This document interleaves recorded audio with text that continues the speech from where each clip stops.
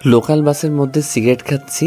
হঠাৎ একটা সুন্দরী মেয়ে আমার সামনে এসে দাঁড়িয়ে বলল, মানে আমাকে বলছেন? হুম, আপনার হোকা টানার স্টাইলটা সেই। হোয়াট দ্য হোকা? ইট ইজ চোকা। যারা খায় ছ্যাঁকা তারা টানে হোকা। কি বলতে চাচ্ছেন আপনি? আমি বলতে চাইছি এটা একটা পাবলিক বাস। এখানে যে হোকা সিগারেট টানা নিষেধ তা জানেন না? আফারে কি কইব আর আমার দুঃখের কথা। সিগারেট মানে আপনার ভাষা, হোকা কি সাথে টানি? মনের দুঃখ কষ্টের নিবারণের জন্যই তো টানি। তার ছ্যাঁকাটা কি একটু বেশি খেয়ে ফেলেছেন নাকি? ওই সেরি, আমি ছ্যাঁকা খাইতে যাব কোন দুঃখে? কি বললেন আমায়? আপনি তো মানুষটা ভারী বেয়াদব। আফা গো আফা, মাইন্ড করেন কেন? বললাম না আমার মনে অনেক দুঃখ, তাই কি বলতে কি বলে ফেলেছি, কিছু মনে করবেন না। বুঝলাম।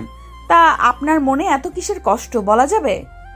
আর কইেন না গো আফা, এই অবুঝ শিশু দুধের বাচ্চাকে আমার আম্মু জোর করেই বিয়ে দিতে চায়, তাই মনে অনেক দুঃখ। তা সেই দুধের বাচ্চাটা কে? কেন, আমাকে কি আপনার চোখে পড়ে না? কে আবার হবে? আমি নিজেই। হাসাইলেন মিয়া। আপনি দুধের বাচ্চা? আজ বিয়ে দিলে কাল ডজন খানেক দুধের বাচ্চা পয়দা করবে, আর ইনি নাকি দুধের বাচ্চা। ভাবা যায়? ধুর সেমরি, তুই আসলেই বেশি কথা কস। ওই ছ্যামরা, তুই আবার আমাকে ছেমড়ি বললি? আফারে খেপেন কেন? আমি বললাম না আমার মনে অনেক দুঃখ, তাই কি বলতে কি বলে ফেলেছি মাথায় আসছে না, সরি।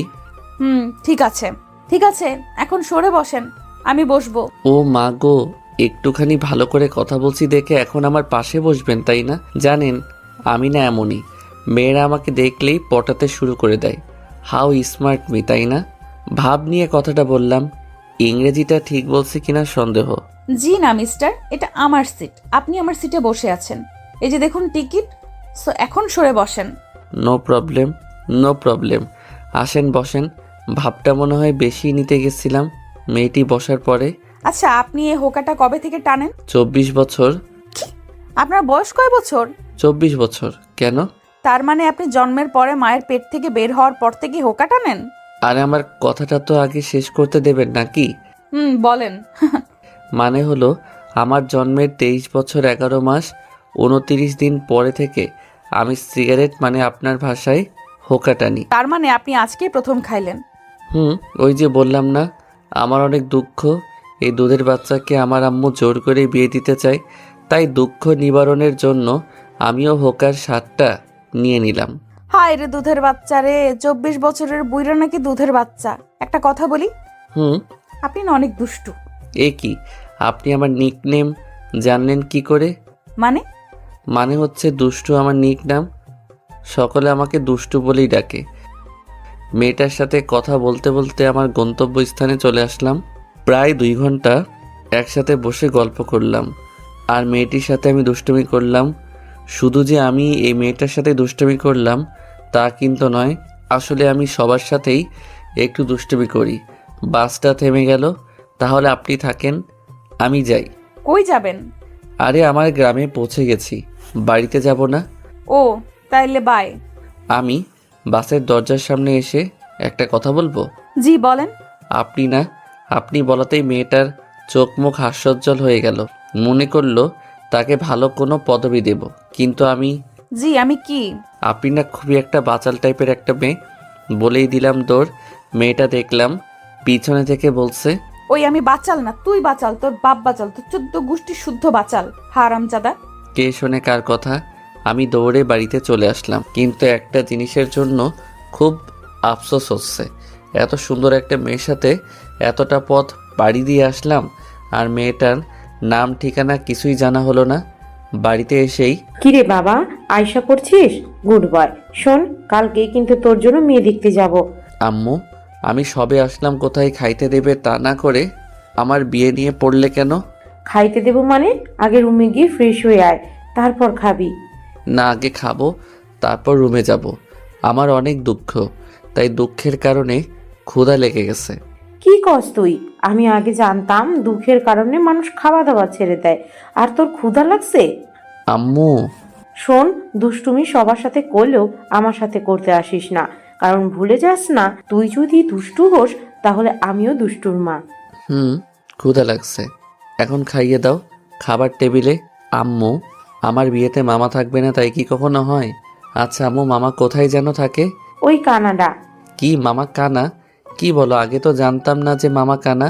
হারামজাদা, তোর মামা কানা হতে যাবে কেন? তোর মামা থাকে কানাডাতে। ও তাই বলো। আমি ভাবলাম মামাকে মনে হয় সত্যি সত্যি কানা বলছো। তোরে বললে এক কথায় তুই বুঝিস আরেক কথা। বুঝি না। এখন খাইয়ে দাও তো। তারপর আম্মু আমাকে খাইয়ে দিল। খাওয়া শেষ করে রুমে এসে ফ্রেশ হয়ে শুয়ে পড়লাম, কারণ বাড়িতে আসতে আসতেই সন্ধ্যা হয়ে গেছিল। সকালবেলা আর সব গল্পের মতন আমারও শরীরে পানি অনুভব করলাম। ভাবলাম এ কি, আমার ছাদটা আবার ফুটো হয়ে গেল নাকি? চোখ মেলে দেখি আম্মু হাতে বালতি নিয়ে দাঁড়িয়ে আছে। আম্মু, এই সকাল সকাল আমার ঘুম না ভাঙাইলে তোমার হচ্ছিল না তাই না? ঘুম তো ভাঙতেই হবে। আজ তোর জন্য মেয়ে দেখতে যাব না? তাড়াতাড়ি উঠে রেডি হয়ে নে, আমরা বের হব। তুমি কি আমার বিয়ে দেবার জন্য পাগল হয়ে গেলে নাকি?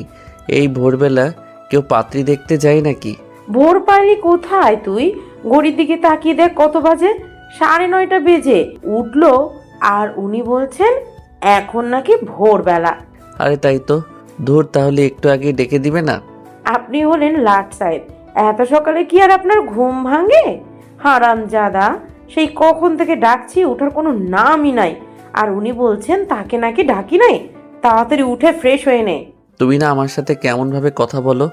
একটু ভালোভাবে কথা বললে কি এমন হয়? তারপর উঠে ফ্রেশ হয়ে খাওয়া দাওয়া করে আম্মুর সাথে মেয়ে দেখতে চলে আসলাম। মেয়ের বাড়িতে বসে আছি, সামনে অনেক রকমের খাবার রাখা আছে।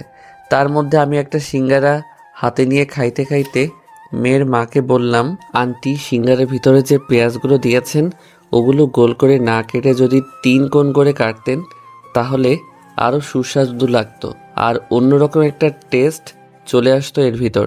তারপর শরবত খেয়ে আন্টি, শরবতটা কেমন যেন তেতো তেতো, মনে হয় অবাত্তি কাঁচা লেবু, তাই না?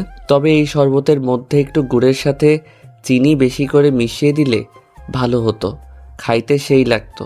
আমি কথাটা বলে আম্মুর দিকে তাকালাম, দেখলাম আম্মু রাগী লোক নিয়ে আমার দিকে তাকিয়ে আছে।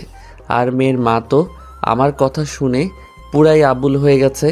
পেঁয়াজ গোল করে কাটা আর 3 কোণ করে কাটাতেও সিঙ্গারার স্বাদ পাল্টে যায়, এ আবার কেমন কথা? মনে মনে মেয়ের মা, মানে আমার হবু শাশুড়ি মা, তুমি তো জানো না আমি কেমন ছেলে। আজ যদি আম্মু আমার পাশে না থাকতো তাহলে শুধু সিঙ্গারা আর শরবত না, তোমার সবগুলো খাবারের স্বাদ পাল্টে দিতাম। আম্মুর আমার দিকে রাগীভাবে তাকিয়ে থাকার জন্য আর কিছু বললাম না, তাই নিচের দিকে তাকিয়ে রইলাম। কিছুক্ষণ পরে মেয়েকে নিয়ে আসা হলো। তারপর মেয়েটি আমাকে দেখে বলে উঠল, আরে হোকাখোর আপনি! মেয়ের মুখের দিকে তাকাতেই শরবত গলায় ঠেকে বেশম খেলাম। আরে হোকাখোর আপনি! আপনি এখানে? আরে আমার দিকে এইভাবে তাকিয়ে আছেন কেন? চিনতে পারছেন না নাকি? আমাদের তো কালকে বাসের মধ্যে দেখা হলো, আপনি হোকা টানছিলেন। আপনার হোকা টানার স্টাইলটা কিন্তু সেই ছিল। একদমই মেয়েটা শুধু বলেই গেল। আমার মান ইজ্জত মনে হয় এবার সব পাটের খেতে চলে গেল রে। আম্মুর দিকে তাকিয়ে দেখি আম্মু একবার আমার দিকে তাকাচ্ছে, একবার মেয়েটার দিকে তাকাচ্ছে। তারপর আম্মু বলল, মা, তুমি এসব কি বলছো? কে হোকাখোর? আর তোমরা দুজন দুজনকে ছিল নাকি? আসলে আন্টি, আপনার ছেলে না কালকে... আমি মেয়েটির কথা থামিয়ে বললাম, হ্যাঁ আম্মু, আমি ওনাকে চিনি তো, কাল বাসেই তো ওনার সাথে পরিচয় হলো। তা বুঝলাম, কিন্তু হোকাখোরটা কে? আমি কি, তুই হোকাখোর? আরে আম্মু, আমি ওনাকে ওই গল্পটা বলেছিলাম বাসের মধ্যে, হোকা টানার গল্প। তুমি আমায় ছোটবেলায় যে গল্পটা বলে ঘুম পাড়িয়ে দিতে না, সেই গল্পে উনাকে বলেছিলাম, ওই কথা বলছেন উনি। আমি তোকে হোকা টানার গল্প বলে কবে ঘুম পাড়িয়ে দিলাম? বাদ দাও তো, ছোটবেলায় তোমার হয়তো মনে নেই। আমি তোরে গল্প শুনাইলাম? আমার মনে নেই, আর তোর সে কথা মনে আছে? আমার ব্রেনটা যে সেই মেয়েটাকে উদ্দেশ্য করে, আর আপনিও না কোন জায়গায় কি বলতে হয় তাও জানেন না। আচ্ছা সরি। মেয়েটি তার আম্মুকে উদ্দেশ্য করে, আম্মু, আমি ওনার সাথে আলাদা কথা বলতে চাই। আচ্ছা যা, তোর রুমে নিয়ে গিয়ে কথা বল। মেয়েটি দাঁড়িয়ে গেল, তবু আমি বসে আছি, তাই আম্মু বলে উঠল, কিরে, তুই বসেই রইলি কেন? তারপর আমি উঠে মেয়েটির পিছনে পিছনে তার সাথে যেতে লাগলাম। মেয়েটি ঘরের মধ্যে ঢুকেই আমাকে এক টান মেরে ঘরের মধ্যে ঢুকিয়ে নিল। তারপর ঠাস করে দরজাটা আটকে দিল। ওই কি করছেন? এত জোরে কেউ দরজা লাগায় নাকি? চুপ শালা, আমার বাপের দরজা আমি যেভাবে কেন লাগাই, তাতে তোর বাপের কি? মাইয়া বলে কি? একেবারে আপনি থেকে তুই, তার সাথে শালা ফ্রি। তার ছেঁড়া নাকি বেটার? পাগল হয়ে গেলেন নাকি? কি বলেন এগুলা? আমি ঠিকই আছি। শালার সাহস কত! আমাকে কাল কি বলছিলি আমায় মনে আছে? কি বলছিলাম? আমি বাচাল, তুই বাচাল, তোর গোষ্ঠীর সবাই বাচাল। আর একটু আগে কি বললি? আমি জায়গা অনুযায়ী কথা বলতে পারি না, তাই না? তার জন্য সরি। ঠিক আছে, এইবারের মতো মাফ করে দিলাম। আর এখন থেকে আমার সাথে এইভাবেই কথা বলবি, মনে থাকে যেন। সেমরি, আমাকে তুমি এখনো চেনো না। তোর বাড়িতে আসছি, এজন্য যা মন চাই তাই করছিস, তাই না? দিন আমারও আসবে। এই দিন না, আরও দিন আছে। এই দিন নিয়ে যাব সেই দিনের কাছে। এই তো গুড বয়। এখন বল, তুই বিয়ে করতে চাচ্ছিস না কেন? জিএফটিএফ আছে নাকি? আরে না, আমার মতো শিশু বাচ্চা ছেলে গপ কই বাপো। থাকলেও ভুলে যা, আমায় এখন বিয়ে করবি তো? না, আমি না বলাতে মেয়েটার টেবিলের ওপর থেকে একটা চাকু নিয়ে আমার গলায় ধরে। কি বললি কুত্তা, আরেকবার বল। আরে আরে, কি করছেন কি? গলায় লেগে যাবে তো। ছাড়ুন, প্লিজ ছাড়ুন। আমি এখনো বিয়ে করি নাই। লেগে গেলে আমার বউটা বিয়ের আগে বিধবা হয়ে যাবে। আমিও বিয়ের আগে বিধবা হতে চাই না। এখন বল, আমাকে তুই বিয়ে করবি কি না? আমার গলায় ছুরিটা আরও একটু চাপ দিয়ে বলল, করব। এবার ছাড়ুন প্লিজ। এই তো গুড বয়। এখন নিচে চলো শোনা। আর আমাদের মধ্যে এই ঘরে যা হলো নিচের কেউ যেন জানতে না পারে। আমি এইগুলো এমনিতেই কাউকে জানাবো না। আমার সাথে এমন কেউ জীবনে করে নাই। আর তুই, আম্মু যদি এই কথাটা জানতে পারে তাহলে তো আমাকে খেপাতে শেষ করে দিবে। আমার মতো ছেলে একটা মেয়ের কাছে হেনস্থা হইছে ভাবা যায়? তারপর আমি দরজার কাছে আসতেই, ওই দাঁড়াও। আবার কি হলো? তোমার কপালে ঘাম জমে আছে, আসো মুছে দেই। আর আমার বরটার সাথে তো পরিচয়ই হলো না। তারপর মেয়েটি তার ওড়না দিয়ে আমার কপালের ঘাম অতি আদরে মুছে দিল। মেয়েদের মন বোঝা সত্যিই কঠিন। কিছুক্ষণ আগেও যেন এই মেয়েটা আমাকে তেলে বেগুনে ভেজে খাবে, আর এখন এই মেয়েটাই আমার ঘামগুলো মুছে দিচ্ছে। হায় রে মেয়েজাত, তোদের মন বোঝা সত্যি কঠিন। কি ভাবছো এত? আমরা কি পরিচিত হব না? না মানে আসলে কি আমতা আমতা করছো ওকে? আমি জান্নাতুল রিয়া, অনার্স প্রথম বর্ষ। তুমি আমাকে রিয়া বলেই ডাকতে পারো। আমি মোহাম্মদ আব্দুল আজিজ, সফটওয়্যার ইঞ্জিনিয়ার। আপনি আমাকে আজিজ বলেই ডাকতে পারেন। কেন, আমি দুষ্টু বলে ডাকলে কি সমস্যা আছে নাকি? আর তুমিও আমাকে তুমি করেই বলবে, ঠিক আছে? এখন নিচে চলো। তারপর আমি আবারও রিয়ার পিছনে নিচে নেমে আসলাম। আম্মু আমার মুখের দিকে তাকিয়ে, কিরে, মন মরা করে আছিস কেন? আসলে আন্টি, আমার ঘরের ফ্যানটা নষ্ট তো, তাই গরমে এমন হইছে। ও, কিরে, বৌমাকে পছন্দ হয়েছে তোর? মাথা ঝাঁকিয়ে সকলে একসাথে বলল, আলহামদুলিল্লাহ। তারপর বিয়ের দিন তারিখ ঠিক করে আমাদের বাড়িতে চলে আসলাম। রাত 11টায় ঘুমিয়ে আছি, হঠাৎ ফোনের শব্দে ঘুমটা ভেঙে গেল। অচেনা নাম্বার। এই সময় আবার কে ফোন দিল? ধরার পরে, আমার বাবুটা কি করে? জি আম্মু, ঘুমাইছিলাম। ওই কুত্তা, আমি তোর কোন কালের আম্মু লাগি? তাহলে কি খালামণি? ওই কুত্তা। ওই সেরি, চিল্লাস কেন? পরিচয় না দিলে চিনবো কেমনে? আমি রিয়া, তোর বউ। ওহো বউ, তুমি তা আগে বলবা না? তাহলেই তো আর আম্মু খালামণি ডাকি না। কিন্তু আমি বিয়ে করলাম কবে? বিয়ে করিস নাই, করবি, সমস্যা কোথায়? কিন্তু এখন বল, আমাকে ওইগুলা আম্মু খালামুনি বলে ডাকলি কেন? আর বলবো না। আমি যখন ছোট ছিলাম তখন আমাকে আমার আম্মু আর খালামণি আদর করে বাবু বলে ডাকতো। তাই ভাবলাম তুমি হয়তো আমাকে থামিয়ে দিয়ে। চুপ কর শালা, নাম্বার দেখেও কি চিনিস না কার নাম্বার? তোমার নাম্বার তো আমার কাছে ছিল না। শালা, নিজের বউয়ের নাম্বার রাখিস না তুই? কেমন বর? আমার বোঝা হয়ে গেছে। আল্লাহ গো, তুমি যে আমার কপালে কি লিখে রাখছো! সরি বউ। চুপ, এক্ষুনি আমার নাম্বার বউ লিখে সেভ করবি। এই তো আমার বাবুটা। সরি আমার বরটা। আচ্ছা শোনা, তুমি রাতের খাবার খাইছো? বউ, খাইছি। তুমি খাইছো বউ? খাইছি। তা আমার বরটা কি দিয়ে খাইলো? পান্তা ভাতের সঙ্গে আলু ভর্তা। কি আজিজ, তুমি এই রাতে পান্তা ভাতের সঙ্গে আলু ভর্তা খাইছো? ঠান্ডা লেগে যাবে না? তুমি কি জানো না এখন ঠান্ডা লাগলেই মানুষজন করোনা পদবি দিয়ে দিতেছে? ঠান্ডা লাগলে তখন কি হবে? কি করব বলো, আম্মাও তো বয়স হয়ে গেছে তাই না? তো আম্মার বয়সের সাথে পান্তা খাবার কি সম্পর্ক? ওই যে আম্মু তো এখন আর বেশি রান্না করতে পারে না, তাই আম্মু শুধু সকালে রান্না করে। সকালে গরম খাবার খাই, দুপুরেও ওই খাবারগুলোই খাই। পরে আম্মু পানি দিয়ে রাখে, তাই রাতের বেলায় পান্তা খাই। আমি তো আর আমার আম্মুকে কষ্ট দিতে পারি না তাই না? ইস, আমার সোনাটার রাতে পান্তা খেতে খুব কষ্ট হয় তাই না? আর বেশি দিন তোমার কষ্ট করতে হবে না সোনা। আমাদের বিয়ে হয়ে গেলে তোমাকে প্রতিদিন প্রতি ওয়াক্তে গরম গরম খাবার খাওয়াবো, কেমন? সোনা, এখন ঘুমাই। আচ্ছা সোনা, তুমি ঘুমাও। রাত জাগলে আবার ঠান্ডা লাগতে পারে তোমার। এমনিতেই তুমি পান্তা খাইছো। রাখি, বাই। এই শোনো না। আবার কি হলো? এই না বললে তোমার ঘুম পাচ্ছে? পাচ্ছে তো। তো আবার কি? একটা দাও না। কি দিব? ওই যে সবাই যা দেয়, যেটা ঘুমানোর আগে। সবাই কি দেয়? ওই যে চুমাচুমি। লজ্জায় লাল হয়ে। ধুর, তুমিও না। আমার বুঝি লজ্জা করে না? বিয়ের পরে দিব, কেমন? এখন রাখি, তুমি ঘুমাও। বলে ফোনটা কেটে দিল। এদিকে রিয়া মনে মনে ভাবছে, কি লজ্জা, কি লজ্জা। ছেলেটা আসলেই একটা দুষ্টু। দুষ্টু না হলে কি কেউ করে এমন ভাবে চুমু চায়? দুষ্টু কোথাকার। কুত্তি, আমার স্বাদের ঘুমটা নষ্ট করে এখন লজ্জা পাচ্ছিস তাই না? কত সুন্দর মুরগির মাংস দিয়ে ভাত খেয়ে ঘুম দিলাম, আর আমার ঘুমের 12টা বাজাইয়া দিল। সকালে ফজরের নামাজ পড়ে আবারও ঘুমিয়ে আছি। সকাল 8টা। ওই ছেঁড়া, উঠ। আর কতক্ষণ ঘুমাবি? উঠতে হবে না নাকি? সারাদিন খালি ফোন টিপা আর ঘুম পাড়া, তাছাড়া কি তোর আর কোনো কাজ নাই নাকি? এ কি আম্মু, হঠাৎ আমার সাথে এমনভাবে কথা বলছে কেন? অন্যদিন তো ভালোভাবেই ডেকে দেয়, আজ আবার কি হলো? কি হলো, চেঁচাচ্ছ কেন? ও, আমি এখন চেঁচাচ্ছি? আমি এখন কথা বললেই তো তোর চেঁচামেচি মনে হয় তাই না? ধুর আম্মু, কি বলো এগুলো? কি হয়েছে তোমার? আমার কিছু হয় নাই।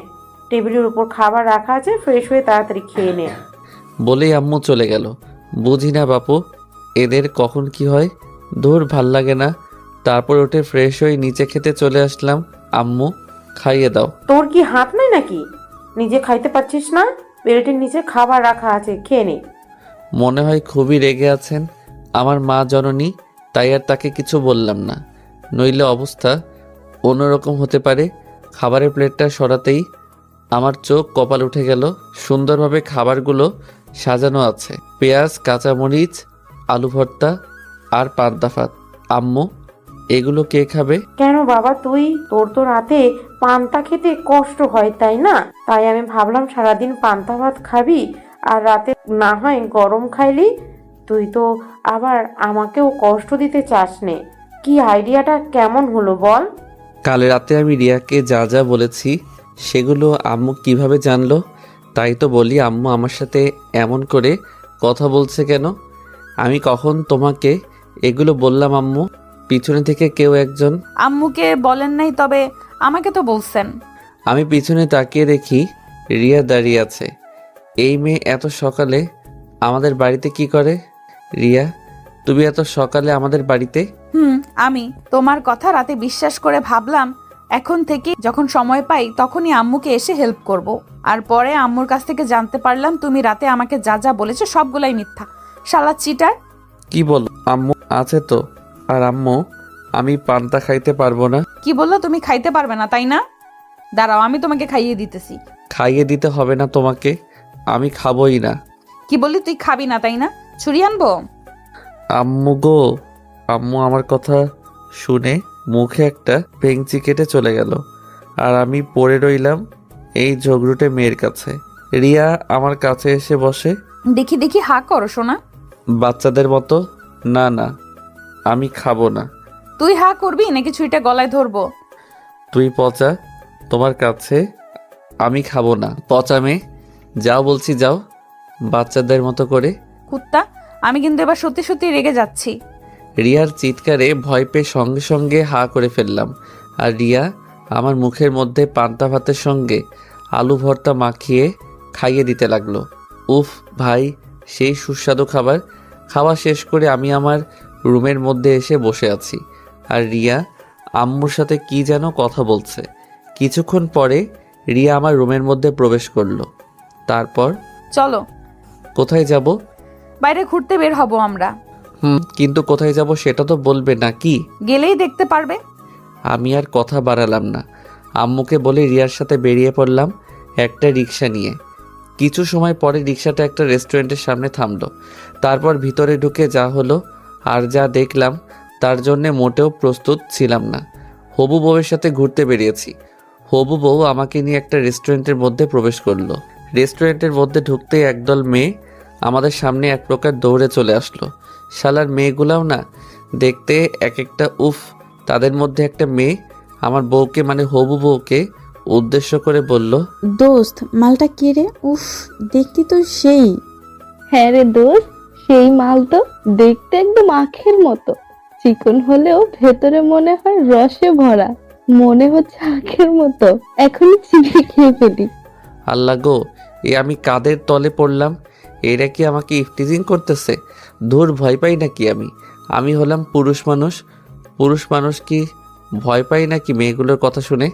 আমার হবু বউ দেখলাম রেগে আগুন। এই তোরা এগুলো কি শুরু করলি? ও আমার বর, ভালোভাবে কথা বল। আরে দোস্ত রাগিস কেন? আমরা তো এমনি মজা করলাম।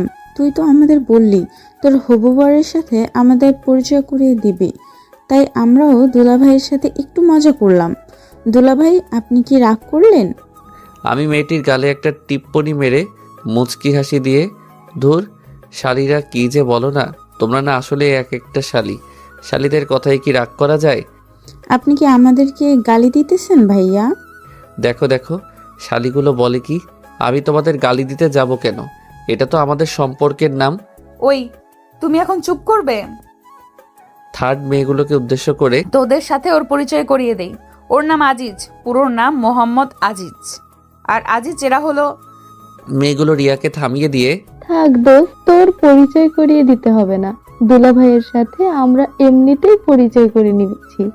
তারপর একে একে সবগুলো মেয়ে হাত বাড়িয়ে দিয়ে প্রথমে হাই বলে তাদের নামগুলো বলতে লাগলো। ওরা বলল, হাই, আমি মিনা, আমি সিনা, আমি বিনা, আমি রিনা, আমি মনা। আমি কনা। আমি টিনা। আর আপনি? জি, আমি জানি না। কি? ও সরি, রিয়া তো তোমাদের আমার কথা বললই, তাই না? ও হ্যাঁ, রিয়া তো বললই, কিন্তু দুলাভাই আপনি যে কি বলবো তাই মন থেকে সবকিছু হারাই ফেলছে। আবার কি হাত মিলিয়ে পরিচিত হবেন? আমি কিছু বলতে যাব তার আগেই, না থাক, তার কোনো দরকার নেই, তোরা থাক, আমরা এখন আসি। কি বলছিস দোস্ত? কিছু না খাইয়ে চলে যাবি? কত আশা করে আসলাম, আজ পেট পুড়ে খাবো। অন্য একদিন খাওয়াবো, এখন তোরা থাক। রিয়া মনে মনে বলে, খাচ্চুন্নির দল, আমার বরটাকে নিয়ে টানা হেঁচড়া শুরু করে দিয়েছিস আর আমি তোদের খাওয়াবো না? কোন দিন খাওয়াবি সেটা তো বলে যা। আমার বিয়ের দিন সবাই আসিস আর পেট পুড়ে খেয়ে যাস। বাবুর্চিকে বলে তোদেরকে একটা এক্সট্রা টেবিল রেখে দেব, যা যা মন চায় খেয়ে নিস, এখন বাই। বলেই রিয়া আমাকে টানতে টানতে বাহিরে নিয়ে আসলো। আর মেয়েগুলোকে দেখে মনে হলো শালিকারা আজ 7 দিন হলো না খেয়ে আছে, আর তারা খবর পেয়েও তা হারিয়ে ফেললো। বাহিরে, এই কুত্তা, তুই ওদের সঙ্গে অমন গা ঘেসে ঘেসে কথা বলছিলি কেন রে?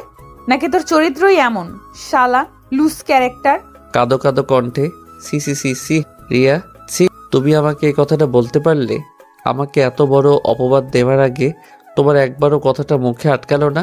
না, এ জীবন আমি আর রাখবো না। ওই ফিল্মি ডায়লগ ছাড়, তুই কি করতে পারিস তা আমার জানা হয়ে গেছে, শালা লুচু। দেখো, ওরা আমার শালির মতন, তাই তো একটু দুষ্টামি করলাম।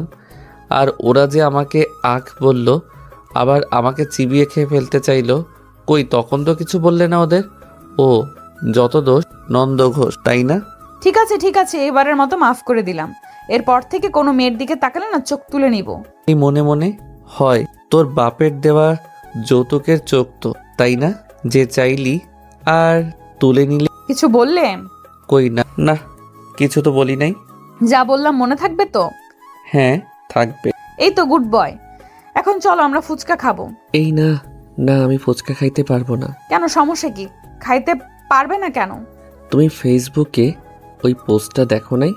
কোন পোস্টটা? আর ওই যে বড় ভাই পোস্ট করেছিল। মামা, আপনি কি টয়লেট করার পরে সাবান দিয়ে হাত ধৌত করেন? না মামা, তবে টয়লেটে যাওয়ার আগে ভালোভাবে হাত ধুয়ে নিই, সারাদিন মরিচের কাজ করতে হয় তো। ছি, কি বলো এগুলো? সত্যি। ফুচকা আমার সব থেকে প্রিয়। তাহলে তুমি খাও, কিন্তু আমি খাইতে পারবো না। তাহলে থাক, তুমি না খাইলে আমিও খাবো না। পরে একদিন খাবো। এখন তাহলে আমাকে বাড়িতে নামিয়ে দিয়ে আসো। আচ্ছা চলো, রিয়াদের বাড়ির সামনে তাহলে আমি এখন আসি, কেমন? আমাদের বাড়িতে আসো, পরে যাও। আম্মু, বাড়িতে একা আছে, যেতে হবে। আর তাছাড়া সারা জীবন তো পড়েই আছে তোমাদের বাড়ি যাওয়া আশা করার জন্য, তাই না? সত্যি সত্যি চলে যাব? তাহলে আমাদের বাড়িতে আসো। না, যাব না। তুমি বরং আমাকে একটা দিয়ে দাও, আমি চলে যাই। তুমি কি পাগল নাকি এই রাস্তার মধ্যে? আচ্ছা বাবা, আচ্ছা, লাগবে না তোমার বিয়ের পরেই দিব বাসর ঘরে গিয়ে। তুমি যাও, তারপর আমি যাব। পাগল একটা আমার। আর তারপর আমিও আমাদের বাড়িতে চলে আসলাম। রাতে খাওয়া দাওয়া করে রুমে আসলাম। তারপর রিয়াকে ফোন দিলাম, কিন্তু এ কি, রিয়ার ফোনটা ব্যস্ত দেখাচ্ছে কেন? এত রাতে রিয়া কার সাথে কথা বলে? অনেকবার ফোন দিলাম কিন্তু ওই একই কথা, ব্যস্ত আর ব্যস্ত। তাই আমিও আর ফোন টোন দিলাম না, ঘুমিয়ে পড়লাম। রাত প্রায় 12টা ছুঁই ছুঁই। হঠাৎ কিসের যেন শব্দে ঘুমটা ভেঙে গেল। চারদিক যেন স্তব্ধ হয়ে গেল নিমিষেই। তবে কিসের শব্দে ঘুমটা ভেঙে গেল আমার? সামনের দিকে তাকাতেই হালকা ডিম লাইট আলোতে কিছু একটা চোখে পড়ল। এ মা, 2জন মহিলা দাঁড়িয়ে আছে।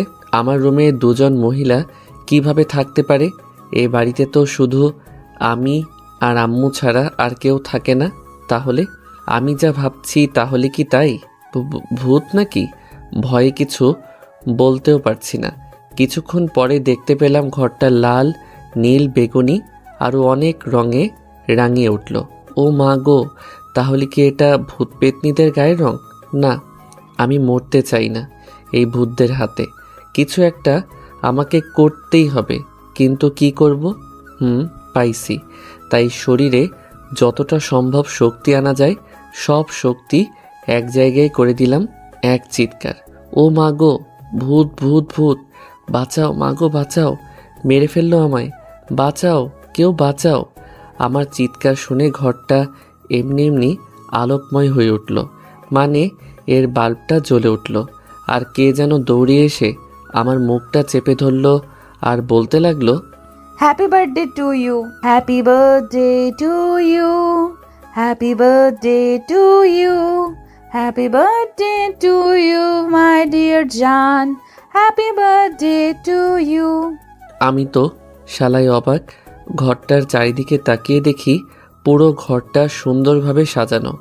আর যে 2জন মহিলার কথা বললাম তারা আর কেউ নয়, একজন আমার আম্মু আর একজন আমার হবু বউ রিয়া।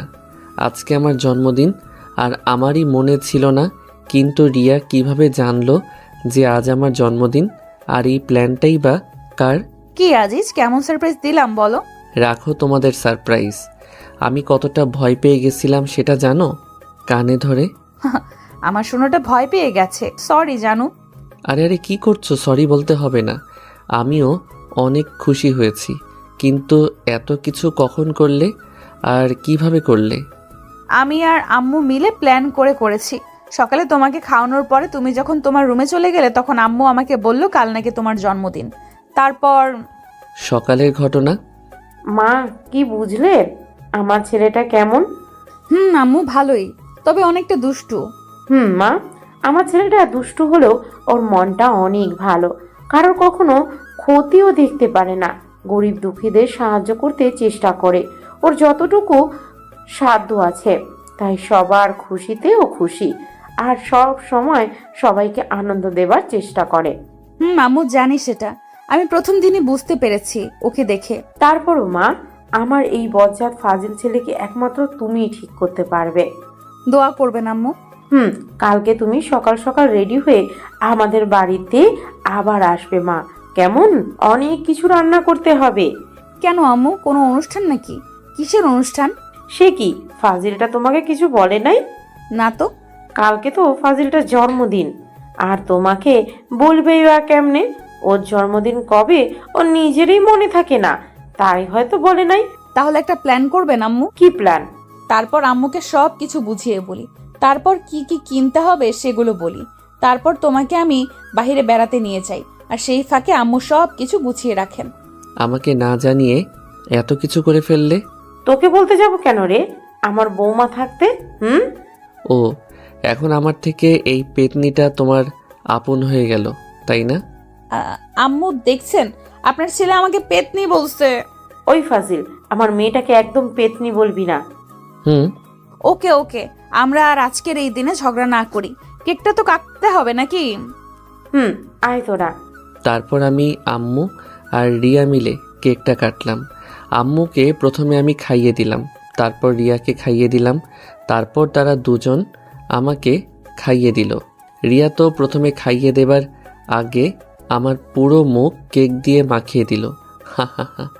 মেয়েটা আমার মতোই দুষ্টু আর অনেকটাই মিশু। আমি একটা জিনিস বুঝলাম না, মেয়েটা এত তাড়াতাড়ি কিভাবে আমাদের পরিবারের সঙ্গে নিজেকে মানিয়ে নিল। আমার সাথে এমন ব্যবহার করে যেন তার সাথে আমার 4-5 বছর প্রেম করার পরে বিয়েটা হচ্ছে।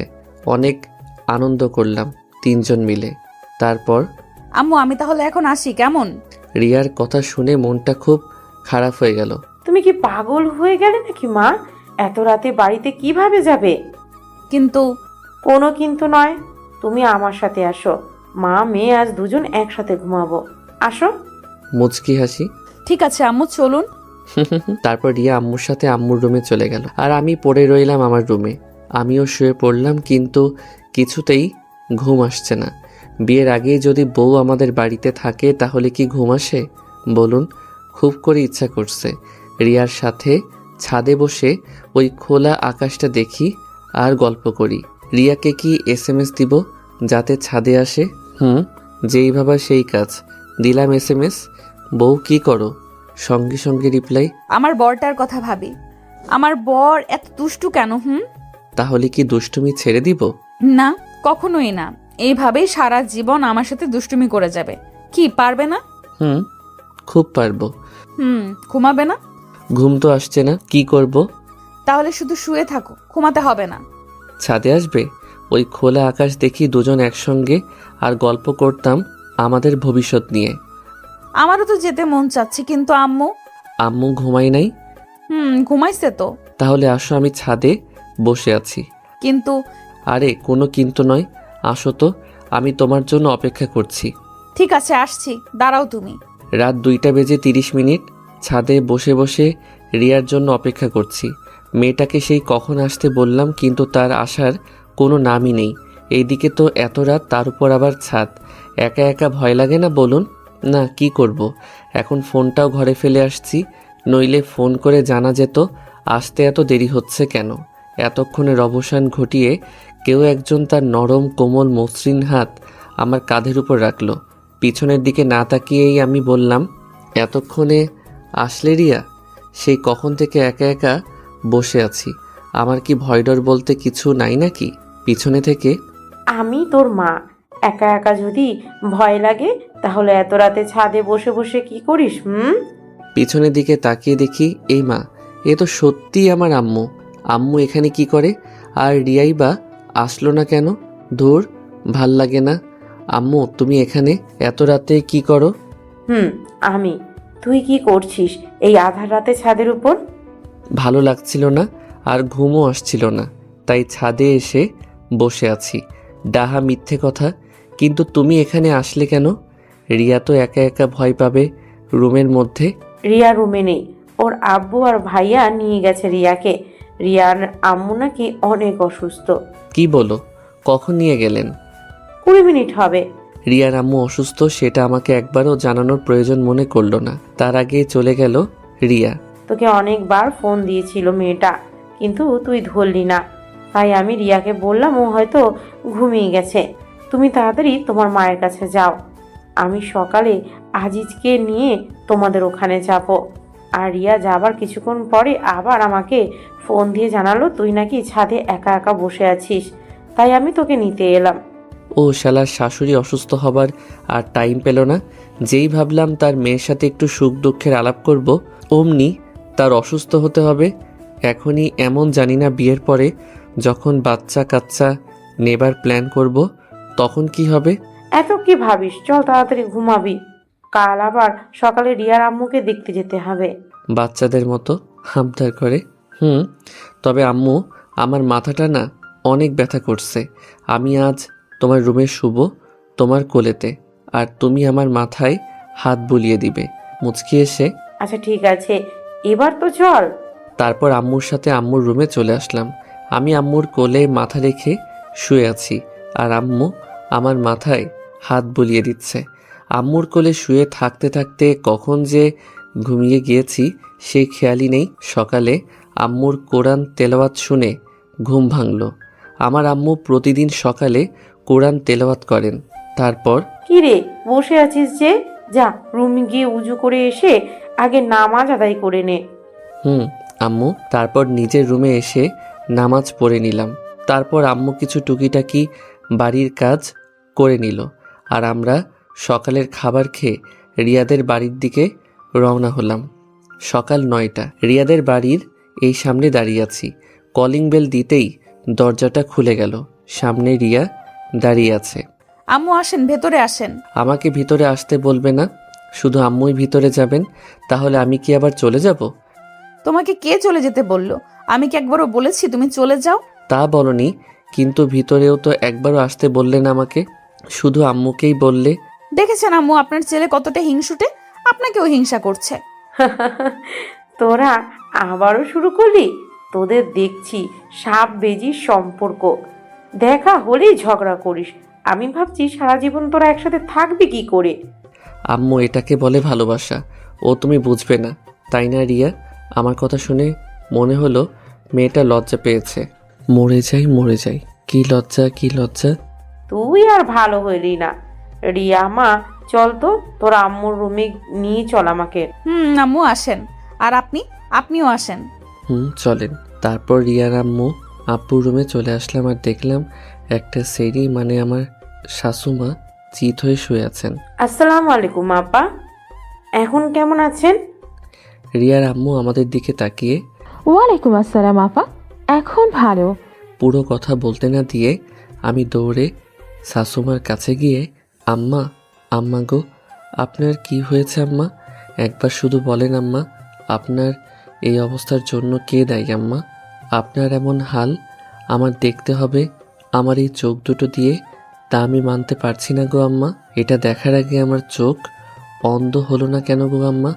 হায় আল্লাহ, কি বলতে কি বলে ফেললাম। আল্লাহ, তুমি আমার এই দোয়াটা তুলে নাও আল্লাহ। আমি এখনও বিয়ে করি নাই, আর আমি কানা হতে চাই না গো আল্লাহ, মাফ করে দেন আল্লাহ। তারপরে কথাগুলো বলে রিয়ার দিকে তাকালাম, দেখলাম মেয়েটা একদম ইমোশনাল হয়ে পড়েছে। রিয়া আমার দিকে ছলছল চোখে তাকিয়ে আছে। রিয়া ভাবছে আমি তার মাকে কতটা সম্মান করি, ভালোবাসি। এদিকে রিয়ার আম্মুও ইমোশনাল হয়ে পড়েছেন, কিন্তু আমার আম্মু ঠিকই ধরতে পেরেছেন যে এটাও আমার দুষ্টুমি ছাড়া কিছু না। বাবা, বাবা, এত উত্তেজিত হবার কিছুই হয় নাই আমার। তুমি উত্তেজিত হও না বাবা, সব ঠিক হয়ে গেছে। এ আপনি কি বলছেন আম্মা? আপনার এত বড় একটা অসুখ করলো, আপনি মরতে মরতে বেঁচে উঠলেন আর বলছেন কিছুই হয় নাই? আমার কথা শুনে সবাই আমার দিকে অবাকের উপর অবাক দৃষ্টিতে তাকালো। আজিজ, এগুলো কি বলছো তুমি? উনি মরতে যাবেন কেন? রিয়া মামুনি, তুমি ওকে নিয়ে তোমার রুমে যাও তো, তোমার আম্মুর সাথে আমার কিছু কথা আছে। ঠিক আছে আম্মু। তারপর রিয়ার সাথে আমি ওর রুমে চলে আসলাম। রিয়ার রুমে ঢুকতেই ও দরজাটা বন্ধ করে দিয়ে দৌড়ে এসে আমাকে জড়িয়ে ধরে হাউমাউ করে কান্না করে দিল। রিয়ার কাণ্ড দেখে তো আমি অবাক। এই মেয়েটার আবার কি হলো? আমার সোনাটার আবার কি হলো? কাঁদছো কেন এভাবে জানো? আজিজ, তুমি আমাদের পরিবারকে নিয়ে এতটা ভাবো, তুমি সত্যি অনেক ভালো আজিজ। আই লাভ ইউ সোনা, I love you so much. বাহ, এইটুকুতে এত কিছু? সামান্য একটু কান্না করার জন্য এত সম্মান পেলাম, ভাবতেই কেমন নিজেকে গর্বিত মনে হচ্ছে নিজের উপর। আই লাভ ইউ টু জানু। এবার তো আমাকে ছাড়ো, জামাটা তো ভিজে গেল। না, ছাড়বো না। এখন তোমার ওই গোলাপি রঙের ঠোঁট দুটো আমার দখলে নিয়ে নিব। বলেই রিয়া ওর মিষ্টি ঠোঁট দুটো আমার ঠোঁটের সাথে মিলিয়ে দিল। কতক্ষণ যে এভাবে ছিলাম তার কোনো ঠিক নেই। তারপর রিয়ার ওই গোলাপি রঙের ঠোঁটের সাথে আমার ঠোঁট দুটো আটকে আছে। শুধু যে আটকে আছে তা বললে ভুল হবে, কারণ দুজনের রেসপন্স যেন বেড়েই চলেছে। দুজনের একজনেরও ছাড়ার কোনো নামই নেই। তার সাথে রিয়ার ঠোঁটের সাথে আমার ঠোঁট বাড়ি খাওয়ার কারণে এক অন্যরকম শব্দের সৃষ্টি হচ্ছে। এই শব্দটার কারণে একজন আরেকজনের উপর যেন আরও মাতাল হয়ে পড়েছি। আমাদের অনুভূতি প্লাস আকর্ষণ যেন ক্রমশ বৃদ্ধি পাচ্ছে। রিয়ার ঠোঁটটা যেন আমাকে আরও তার কাছে টানছে, সাথে রিয়াও ছাড়বার পাত্রী নয়। রিয়াও যেন আমাকে আষ্টে পৃষ্ঠে জড়িয়ে ধরে তার রেসপন্স বাড়িয়ে তুলছে। দুজনেই ভেসে বেড়াচ্ছি এক অন্যরকম জগতে। আমাদের মাতাল করা এই মুহূর্তটার ছেদ ঘটিয়ে কে যেন দরজায় কড়া নাড়তে লাগলো। হ্যাঁ, এটার কেউ নয়, আমার আম্মু। আজিজ, আমাদের এবার যেতে হবে।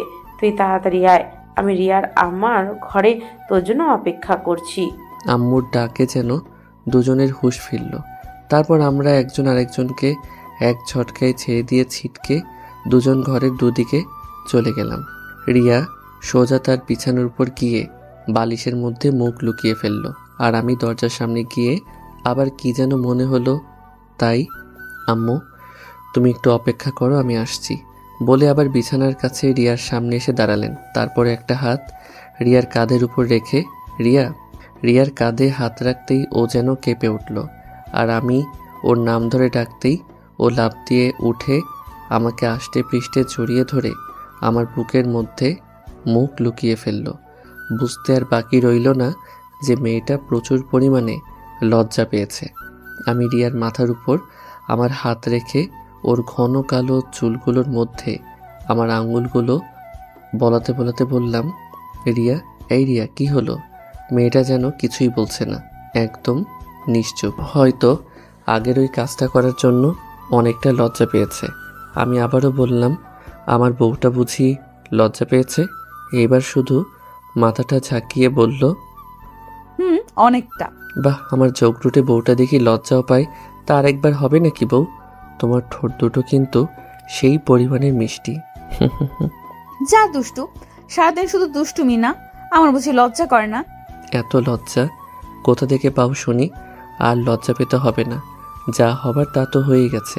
দেখি এবার আমার মুখের দিকে একবার তাকাও, আমার বউটাকে এক নজর দেখে তো যাই। এইবার রিয়া আমার মুখের দিকে মায়া ভরা দৃষ্টিতে তাকালো, সাথে তার চাহনিতে ভয়ের আভাটাও স্পষ্ট দেখতে পেলাম। রিয়া মায়া ভরা দৃষ্টিতে আমার দিকে তাকিয়ে বলল, যেতে হবে মানে? কই যাবে? বাড়িতে যেতে হবে না, আম্মু তো ডেকে গেলেন আমাকে। এক্ষুনি চলে যাবে? হ্যাঁ সোনা, আম্মু তো তাই বললেন। তাছাড়া বাড়িতে আম্মু অনেক কাজ রেখে আসছেন, সেগুলো গিয়ে করতে হবে তো। ঠিক আছে, তাহলে যাও। রাগ করলে নাকি বউ? কাল তো আবার দেখা হচ্ছেই। আমি কারোর উপর রাগ করি নাই। ঠিক আছে, তাহলে যাবার আগে কি আরেকবার হয়ে যাবে নাকি গো সোনা? যা হবে সব বিয়ের পর, এখন তুমি যাও তো। বলে আমাকে ধাক্কিয়ে ঘর থেকে বের করে দিয়ে দরজাটা লাগিয়ে দিল। আমি বেচারা নিরুপায় হয়ে রিয়ার আম্মুর রুমে চলে আসলাম। তারপর আম্মুকে ডেকে, আম্মু চলো এখন। আমার কথা শুনে দুজনেই আমার দিকে তাকালো। আমাকে দেখেই তাদের মুখটা যেন অন্য রকম হয়ে গেল। আমার দিকে তাকিয়ে রিয়ার আম্মুও আমার আম্মু একজন আরেকজনের মুখের দিকে তাকালেন। কি হলো, বাড়িতে যাবে না নাকি? ও হ্যাঁ, চল। তারপর রিয়ার আম্মুর থেকে বিদায় নিয়ে নিলাম। রুম থেকে বের হবার আগে দেখলাম দুজনেই মিটমিট করে হাসছে। বিআইন সাহেব, বিয়ের তারিখটা মনে হয় তাড়াতাড়ি ঠিক করতে হবে। রিয়ার আম্মু আর কিছু বলল না, শুধু হাসলো দেখলাম। পুরো রাস্তায় আম্মুর মুখে কেমন যেন হাসি হাসি ভাব দেখলাম। আম্মু, বল। তোমার কি হয়েছে বলো তো? এইভাবে হাসছো কেন? কই হাসছি? আমার কিছু তো হয় নাই। আমি দেখতে পাচ্ছি তুমি এখনো হাসছো, আর বলছো হাসছো না। এমনি কিছু না। দূর, ভাল লাগে না। আমিও আর কিছু জিজ্ঞেস করলাম না। বাড়িতে এসে আমি সোজা আমার রুমের মধ্যে প্রবেশ করলাম। শরীরটা কেমন যেন ক্লান্ত ক্লান্ত লাগছে, তাই আগে ফ্রেশ হওয়ার জন্য বাথরুমের মধ্যে গেলাম। বাথরুমের মধ্যে প্রবেশ করে আয়নাতে চোখ পড়তেই আমার চোখ যেন কপালে উঠে গেল। বিশ্বাস করেন ভাই, আয়নাতে যা দেখলাম তা দেখার জন্য আমি মোটেও প্রস্তুত ছিলাম না। কারণ আমার ঠোঁট দুটো একদম লাল হয়ে আছে। তার মানে হলো রিয়ার ঠোঁটে লিপস্টিক আমার ঠোঁটে গেলে আছে। এই জন্যেই আম্মু ওইভাবে হাসছিল। এইবার নিজের উপর নিজেরই কেমন যেন লাগছে। লজ্জায় নাকি ভয়ে বুকটা ধুকপুক শুরু হয়ে গেল। কি লজ্জা, কি লজ্জা। এটা শুধু আম্মু না, রিয়ার আম্মু দেখেছে। এখন সেমিটার উপর খুব রাগ হচ্ছে। সেরি বের হওয়ার আগে তাহলে একবার বলবি না যে আমার ঠোঁটে লিপস্টিকের দাগ রয়েছে? আর কিছু না ভেবে ফ্রেশ হয়ে রুমে চলে আসলাম। দরজাটা আটকিয়ে শুয়ে আছি আর ভাবছি আম্মুর সামনে এখন কিভাবে যাব। এর আগে তো কখনো এমন পরিস্থিতিতে পড়ি নাই। জীবনে অনেক রকমের দুষ্টুমি করেছি, কিন্তু লজ্জা কী জিনিস তা কখনোই বুঝতে পারিনি বা বুঝে ওঠা হয়নি। কিন্তু আর আজ কী থেকে কি হয়ে গেল, তার জন্য এখন লজ্জায় বাইরে বের হতেই মন চাচ্ছে না। তাই দরজা জানালা সব বন্ধ করে যেই শুতে যাব অমনি ফোনটা বেজে উঠল। ফোনের স্ক্রিনের দিকে তাকিয়ে দেখি রিয়ার নাম্বারটা জলজল করে ভাসছে। এই সেমরিটা এখন আবার ফোন দিল কেন? ইচ্ছে না থাকা সত্ত্বেও ফোনটা রিসিভ করলাম। সোনা, তোমার জন্য সুখবর আছে। সুখবর? সোনা, সুখবর। সুখবর তার মানে তুমি কি মা হতে চলেছ? দিলে তো মুডটা বিগড়ে। মা হওয়া ছাড়া কি আর কোনো সুখবর হয় না নাকি? সব সময় তোমার মনের মধ্যে এগুলোই চলে নাকি? ধুর, কি যে বলো না তুমি। আমার মাথাটা ঠিক নেই, তাই উল্টো পাল্টা বলে ফেলেছি। কেন, কি হয়েছে আবার তোমার? আগে তুমি বলো কি সুখবর দিবা। গেস করো। ওই সেরি ভঙ্গিমা না করে তুই কি বলবি, কি হয়েছে? কি বললা তুমি? আমি তোমার সাথে ভঙ্গিমা করছি? রিয়া, রিয়া শোনা কাঁদে না। আচ্ছা বাবা, আমি সরি। এবার তো বলো কি বলবে। লজ্জা জড়িত কণ্ঠে। ইস, আমার লজ্জা করে, আমি বলতে পারবো না। তুই মাফ কর মা, কি হয়েছে বললে বল, না বললে নাই। আমি ফোনটা রাখলাম। মনে মনে শালার এমনিতে আসি এক চিন্তায়, আর এইদিকে এর ন্যাকামি ভালো লাগে বলুন। এই ফোনটা রাখবে না প্লিজ, আমি বলছি কি হয়েছে। হ্যাঁ বলো, কি খবর দিবা। লজ্জা জড়িত কণ্ঠে। সত্যি বলতে হবে? সে তো মহা মুশকিলে পড়লাম। তুই কি বলবি, কি হয়েছে বল। বলবো? এইবার সত্যি সত্যি কেঁদে দিলাম। ওমর খোদাই, কোন পাগলের তালে ফেললে আমারে। রিয়া সোনা, তোর কিছু বলতে হবে না রে। গাধি, তুই এইবার আমাকে মাফ কর। আফু, বলছি তুমি মা হবে আর আমি বাবা হব। একদমই কথাটা বলল রিয়া। আমি মা হব আর রিয়া বাবা হবে? এ কেমন কথা? এইবার দুঃখে আমার হাসি পাচ্ছে। কথাটা শুনে কিছুক্ষণের জন্য স্তব্ধ হয়ে গেলাম। আমি মা হব কিভাবে? আর যদি মা হইও তাহলে নর্মালে তো জীবনেও কিছু হওয়ার সম্ভাবনা নাই, সিজার ছাড়া। আর সিজার করতে গেলে তো ভাবতেই গা শিংড়ে উঠছে।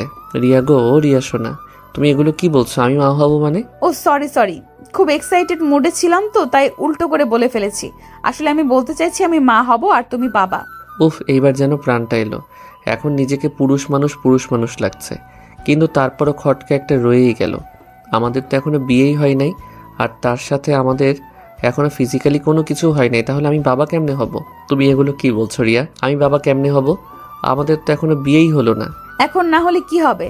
2 বছর পরে তো হবে নাকি? তুমি এগুলো কি বলছো? আমি কিন্তু কিছুই বুঝতে পারতেছি না। তুমি কি বলতে চাও সহজ করে বলবে প্লিজ? আসলে কিছুক্ষণ আগে আমার শাশুড়ি মা আমার মাকে ফোন করেছিল। তাতে কি হয়েছে? আম্মু বলল সামনের সপ্তাহের 33 তারিখে নাকি আমাদের বিয়ে, তারপর বাসরাত, আর তারপরে তুমি বাবা আর আমি মা। ও এই কথা? তাই এই কথাটা সরাসরি বললেই তো পারতে। এত ঘুরাইতে হবে কেন? তোমরা মেয়েরা এমন কেন বলো তো? সোজাসুজি একটা কথাও কি তোমরা বলতে পারো না? সব কথাই ঘুরিয়ে পেঁচিয়ে বলতে হবে তোমাদের? না, পারি না। এতে তোমার কোনো সমস্যা? না, সমস্যা থাকবে কেন? এই দাঁড়াও, তুমি কি যেন বললে আমাদের বিয়ে 33 তারিখে? কেমনে এটা সম্ভব? 33 হতে যাবে কেন? আমি তো বললাম 23 তারিখে। তুমি কি শুনেছ? তুমিই তো বললা তোমার মাথাটা নাকি ঠিক নাই। হবে হয়তো। এইবার বলো তো তোমার কি হয়েছে? শুনবে? হুম। তাহলে শোনো। সারাদিনের ঘটে যাওয়া কথাগুলো রিয়াকে বললাম।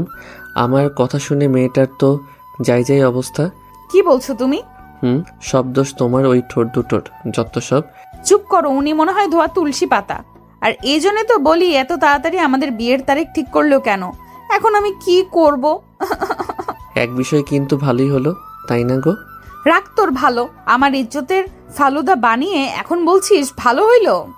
কিছু বলতে যাব অমনি আম্মুর ডাক পড়ল। আজিজ, এই আজিজ, টেবিলে খাবার দিয়েছি, খেয়ে যা। আসছি আম্মু। রিয়া আম্মু ডাকছে, তোমার সাথে পরে কথা বলি। ঠিক আছে, সাবধানে। আর আম্মু ওই বিষয়ে কিছু জিজ্ঞেস করলে তুমি বলবে ওইটা আইসক্রিমের রং ছিল, তুমি আমার রুমে আইসক্রিম খাচ্ছিলে। ধুর, কি বলে এগুলো? আম্মু ওই বিষয়ে তাই কিছু জিজ্ঞেস করে, বাট তোমার ঠোঁটটা কিন্তু আইসক্রিমের থেকে কম না। যেমন নরম তেমন কোমল আর বেশ ঠান্ডা, তার সাথে রং তো আছেই। ধুর শালা, ফোন রাখ, সবসময় দুষ্টুমি না। বলেই রিয়া ফোনটা কেটে দিল। কেমন মেয়ে রে বাবা, ওর কথা বাদ দেই, যাই আগে খেয়ে আসি। পেটটা কেমন ক্ষুধায় চোচো করছে। লজ্জা শরমের মাথা খেয়ে খেতে চলে আসলাম। পুরুষ মানুষের কি এত লজ্জা পেলে চলে? খাবার টেবিলে বসতেই আম্মু যা বলল তা শুনে আমি কালকেই তোদের বিয়ে। রিয়ার আম্মুর সাথে কথা বললাম, ওনার কোনো আপত্তি নেই। কাল সারাদিন বাসাতেই থাকবে, কোনো জায়গায় যেন যাস নে আবার। আম্মুর কথা শুনে কিছুক্ষণ আম্মুর মুখের দিকে তাকিয়ে রইলাম। তারপর বললাম, কালকে বিয়ে মানে কি? কি বলো আম্মু, কালকে বিয়ে কিভাবে সম্ভব? কেন সম্ভব না? এখনো বিয়ের কোনো গোছগাছ কিছু হলো না, তাহলে কাল কিভাবে বিয়ে হয়? তাছাড়া আমার বন্ধু বান্ধবদেরও তো বলতে হবে, আর আত্মীয় স্বজনরা তো আছেই, ওদের বলতে হবে না? একদমে কথাগুলো বললাম। বিয়েটা কাল সন্ধ্যার দিকে হবে। তোমার বন্ধু বান্ধবদের যদি বলতে হয় বলো, সমস্যা কোথায়? আর গোছগাছ নিয়ে তোমার কোনো চিন্তা করতে হবে না। ফয়সাল আর রাফিকে বলে রেখেছি, ওরা কাল সকালেই চলে আসবে। আর আসার সময় বিয়ের সব কিছু কিনে নিয়ে আসবে। বিকালের দিকে জিম আর জুথি, ওরা দুজনেও আসবে তোমার ঘর গোছানোর জন্য। আর আগে বিয়েটা হয়ে যাক, তারপর একদিন বড় করে অনুষ্ঠান করে সব আত্মীয় স্বজনদের দাওয়াত করে আনলেই হবে। এ নিয়ে তোমার কোনো চিন্তা করতে হবে না। ফয়সাল আমার মামাতো ভাই আর রাফি আমার চাচাতো ভাই, সাথে আমার 2 মামাতো বোন আসবে কাল। কিন্তু আম্মু, আমি আর কোনো কথা শুনতে চাচ্ছি না। আমি চাই না তুমি বিয়ের আগে কোনো অঘটন ঘটিয়ে বসো। আমার কথা নিশ্চয়ই তুমি বুঝতে পেরেছো। আম্মু, আর কোনো কথা নেই, খাওয়া হয়ে গেছে, এখন যাও গিয়ে ঘুমিয়ে পড়ো। আমি আর কথা বাড়ালাম না, কারণ আম্মু আমার সাথে এভাবে আগে কখনো কথা বলে নাই, যতই দুষ্টুমি করি না কেন। কিন্তু আজকে যা হয়ে গেল, এটা কোনো দুষ্টুমি না। খাওয়া শেষ করে রুমে এসে শুয়ে পড়লাম। বিয়েই তো করব, আর কিছু তো না, অত চিন্তা করে লাভ নাই। আমার মাথা ভীষণ ব্যথা করছে, ভালোভাবে একটু টিপে দাও তো। মাত্রই তো রান্না করে আসলাম, এখন আবার তোমার মাথা টিপে দিতে হবে? এক প্রকার ধমক দিয়ে। ওই কুত্তা, তোরে কি বললাম, কানা যাচ্ছে না? বললাম না আমার মাথা ব্যথা করছে, মাথা টিপে দে তাড়াতাড়ি। আরে সোনা, রাগ করো কেন? আমি তো মজা করলাম তোমার সাথে। এই তো এক্ষুনি তোমার মাথা টিপে দিচ্ছি। দাও। তারপর রিয়ার মাথা টিপে দিলাম। সবে মাত্র রান্না করে এসে একটু বসতে যাব, আর অমনি নাকি মাথাটা ধরে গেল। বিয়ে করে বিয়ের পর থেকে একটা দিনও শান্তি পেলাম না। হয়েছে। দেখো তো বাবু, আমাদের একমাত্র ছেলে মনে হয় টয়লেট করেছে, যাও এগুলো পরিষ্কার করে আসো। বউ, যাইতেছি, তবে 20টা টাকা দিবা দরকার ছিল। 20 টাকা? এত টাকা দিয়ে কি করবা? হ্যাঁ, আসলে একটু স্টলে যেতাম চা খাবার জন্য, অনেক দিন হলো তো, আমার কাছে কোনো টাকা নাই, যদি দিতে খুবই উপকার হতো আর কি। ঠিক আছে ঠিক আছে, আগে যাও বাবু, টয়লেট পরিষ্কার করে আসো, তারপর দিব। হাসি মুখে, ঠিক আছে বউ, এক্ষুনি যাচ্ছি, নইলে আবার টাকাটাও দিবে না। তারপর বাবুর টয়লেট পরিষ্কার করে আসলাম, বউ হয়ে গেছে। এই তো গুড বয়। এখন টাকাটা দাও। কিসের টাকা? তুমি না বললে বাবুর টয়লেট পরিষ্কার করলে আমাকে 20 টাকা দিবা? তাহলে ছি আজিজ, কি বলছো তুমি? নিজের সন্তানের টয়লেট পরিষ্কার করার জন্য টাকা নিবা? ছি আজিজ, ছি। আমি থাক, আর আমি করতে হবে না। এই নাও তোমার 20 টাকা। ধন্যবাদ বউ। আজ কতদিন পরে যে হাতে টাকা পেলাম তা ঠিক মনে নেই। টাকা পেয়ে খুশিতে বাকবাকুম হয়ে চা খাওয়া আর আড্ডা দেওয়ার জন্য বাড়ি থেকে বেরিয়ে আসলাম। উদ্দেশ্য রফিক মামার চায়ের স্টল।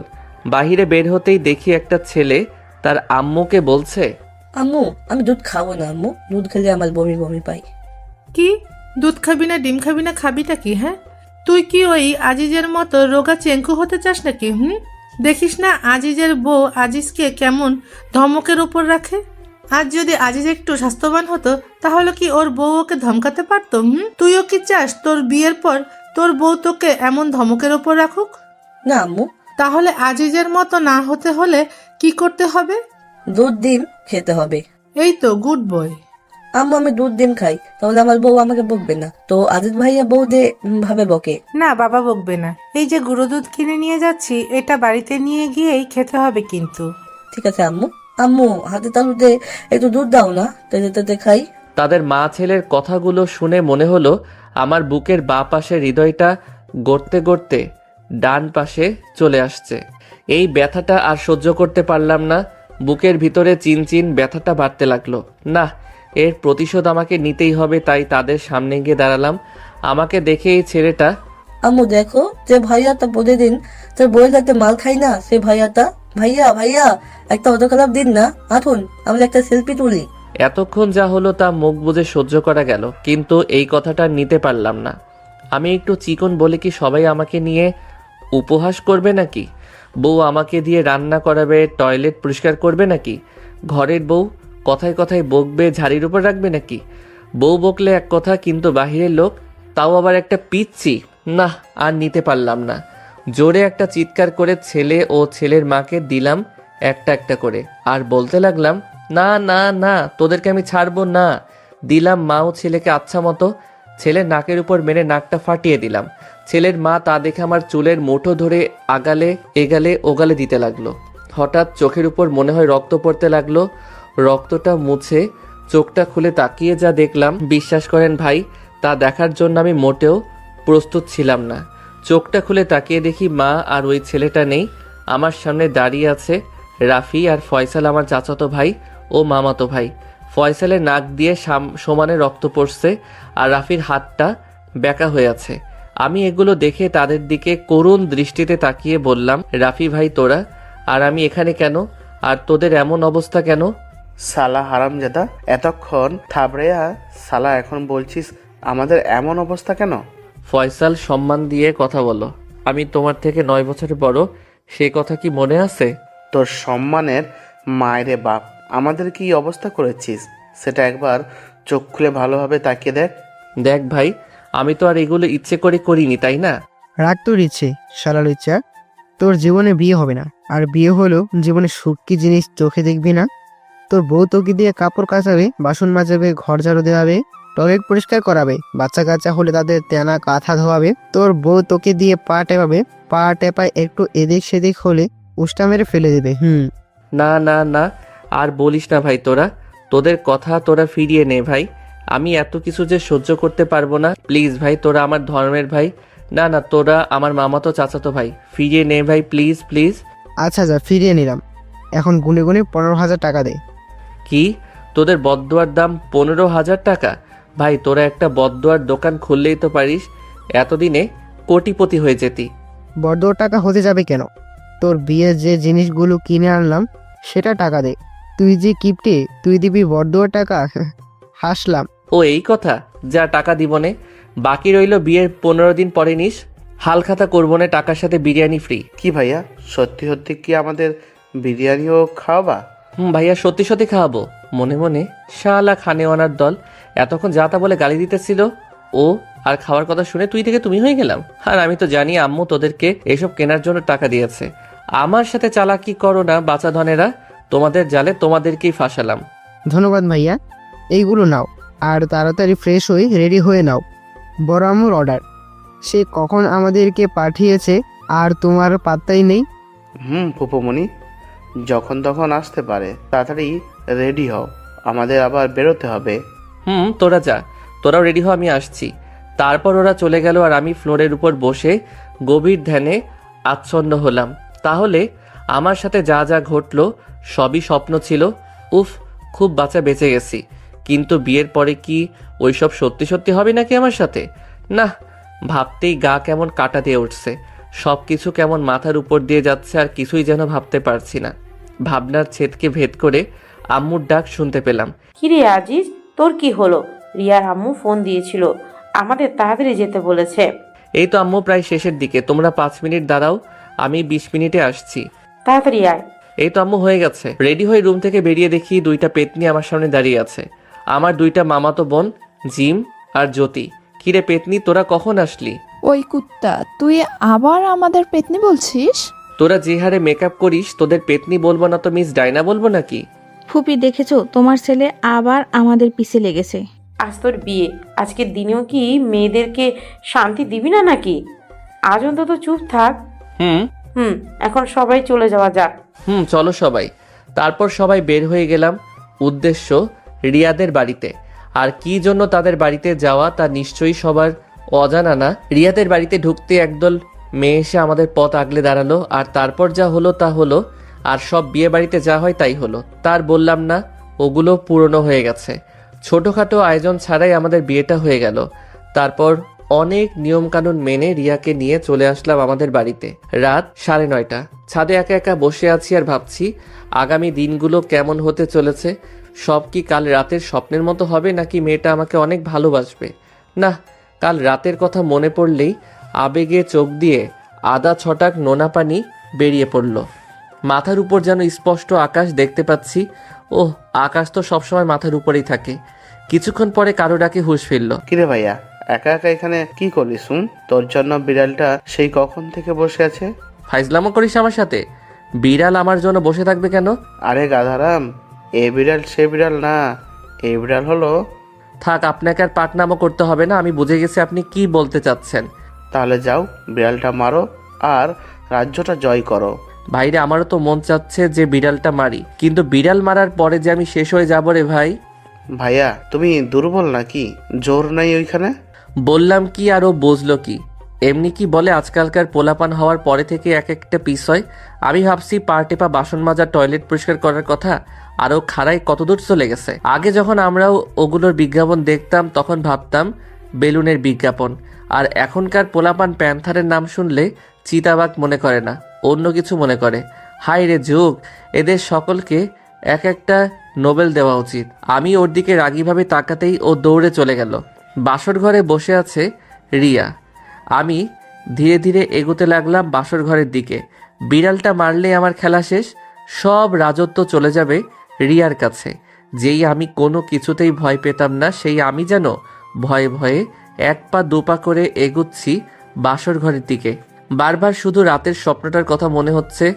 স্বপ্নটা কি সত্যি হতে চলেছে? না না, ভয় পেলে চলবে না। পুরুষ মানুষের আবার কিসের ভয়? হাঁটতে হাঁটতে আমার দরজার কাছে চলে আসলাম। যেই দরজাটা ধাক্কা দিতে যাব অমনি বুকটা ধুকধুক করে উঠল। ধুর, পুরুষ মানুষ এত ভয় পেলে চলে নাকি? বুকে 3 কেজি সাহস জুগিয়ে এক ধাক্কায় দরজাটা খুলে ফেললাম। ভিতরে ঢুকে তো আমি অবাক। রিয়া মাথায় 1 হাত ঘোমটা টেনে নিচের দিকে তাকিয়ে বসে আছে। আমি যে রুমের মধ্যে প্রবেশ করেছি সেটা রিয়া ঠিক বুঝতে পেরেছে। ভয়ে ভয়ে খাটের কাছে গিয়ে দাঁড়ালাম। রিয়ার সামনে গিয়ে যে দাঁড়াতেই মেয়েটি আমাকে অবাক করে দিয়ে বসা থেকে উঠে এসে আমার পা দুটো ছুঁয়ে সালাম করে জিজ্ঞেস করলো, আসসালামু আলাইকুম, কেমন আছেন আপনি? ওয়ালাইকুম আসসালাম, আলহামদুলিল্লাহ ভালো। তুমি কেমন আছো? জি আলহামদুলিল্লাহ, আমিও ভালো আছি। আপনার কি অজু আছে? জি আছে। তোমার? জি আমারও আছে। তাহলে চলুন 2 রাকাত নামাজ আদায় করে নিই দুজনে। তারপর দুজন একসাথে নামাজ আদায় করে নিলাম। নামাজ শেষ করে রিয়া গিয়ে আবারও ঘুমটা টেনে খাটের উপর গিয়ে বসলো। আর এদিকে আমি ভাবছি এখন কি হতে চলেছে। রিয়াও কেমন যেন আমাকে আপনি আপনি বলে ডাকছে। যে মেয়েটা আমাকে তুই করে ডাকতো সে এখন আপনি বলে ডাকছে। বিষয়টা কেমন যেন সুবিধাজনক মনে হলো না। এত শত না ভেবে আমিও খাটের উপর গিয়ে রিয়ার সামনে বসে পড়লাম। তারপর ধীরে ধীরে ওর মুখের উপর থেকে ঘোমটাটা সরালাম। এই প্রথম বাসর ঘরের মধ্যে রিয়াকে দেখলাম, একদম পরী, যেন আমার সামনে বসে আছে। ওর দিকে এভাবে তাকিয়ে থাকা দেখে ও বলল, কি দেখেন অমন করে? পরী? কি? না কিছু না।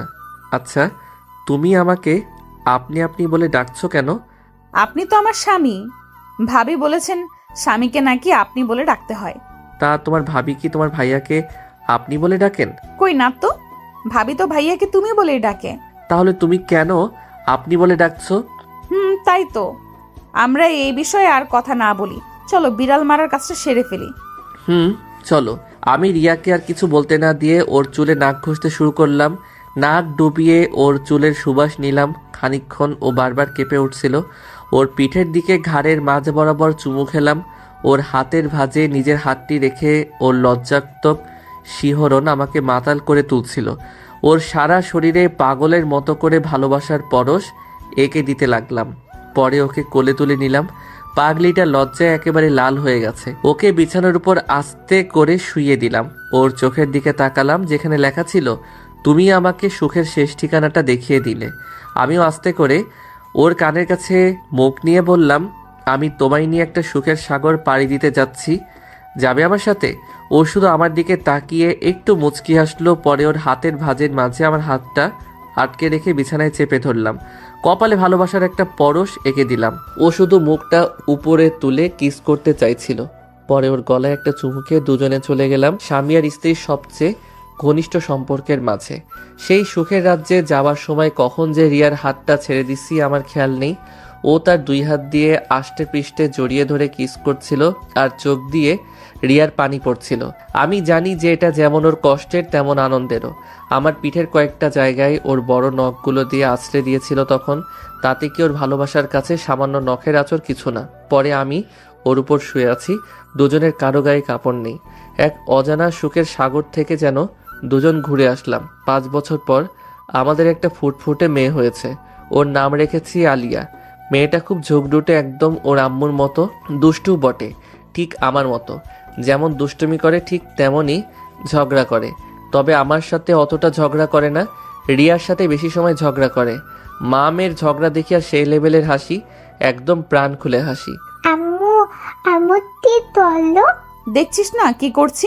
রান্না করছি, দেখতে পাচ্ছিস না? আম্মু তুমি আমারে বকো কেন? তুমি তো পতা। আমি তো পচাই। এই বাড়িতে তো শুধু তুই আর তোর আব্বু ভালো, তাই না? আপু আপু তো ভালোই। আপু আমাকে ততলে দিনে দেয়। মামনি, তোমার আম্মু অনেক পচা, তাই না? হি আম্মু পতা, আম্মু পতা। আমি পচা না, ঠিক আছে? দেখা যাবে কে পচা আর কে ভালো। রাতে দুইজনের একজনকেও আমার কাছে শুতে দিব না। তখন যেন এই পচা আম্মু আর পচা বউটার কাছে না আসা হয়। এই দেখছো মামনি, তোমার আম্মুর কি রাগ দেখছো? একটু দুষ্টমিও করা যাবে না তোমার আম্মুর সাথে? করা তো যাবেই না। আব্বু আম্মু আমালে একটা ভাই এনে দাও না, আমি ওলটাতে তেলবো। ঠিক আছে মামনি, এনে দিব। ওই রিয়া, চলো না আলিয়ার জন্য একটা ভাই নিয়ে আসি। আজি, তোমার সবসময় শুধু দুষ্টুমি, তাই না? দুষ্টু ছেলে কোথাকার। বউ, এই দুষ্ট ছেলে দুষ্টমি আজ রাতে আবার তোমাকে দেখাবো, কেমন? আমিও দেখতে চাই তুমি কেমন দুষ্টু, জানো? অনুমতি যখন পেয়ে গেলাম তাহলে আর চিন্তা কিসের? আমিও রাতের অপেক্ষায় বসে আছি আমার মেয়ের ভাইকে আনার জন্য। আপনারা এখন আসতে পারেন, আমার লজ্জা করে। ধন্যবাদ।